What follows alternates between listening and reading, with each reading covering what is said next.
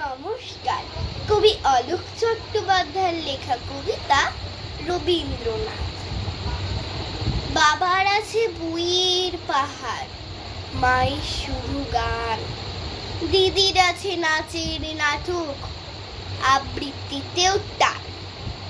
সন্ধে রাত্রি সকাল দুপুর সবার তুমি রবীন্দ্র ঠাকুর। আমার কথা কে বা শুনে, বলছি কথা নিজে। জানি তুমি মস্ত বড়, ওই যে ছবি দুলছে মালা, মেঝের উপর প্রদীপ জ্বালা। জন্মদিনে তোমায় বলি, ওই যে আমার বইয়ের থলি, ওরই মধ্যে সহজ পাঠ পড়েছি তার 4টি ছড়া।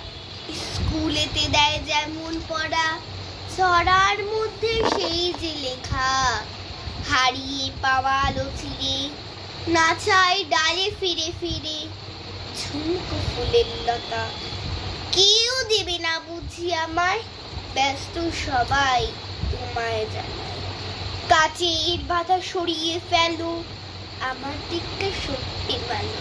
রবীন্দ্র ঠাকুর স্বপ্নে তুমি এসো, ঝুমকো লতার আলোর নাচন বুঝিয়ে দিও তোমার মতো। রবীন্দ্র ঠাকুর আমায় তুমি একটু ভালোবেসো। নমস্কার।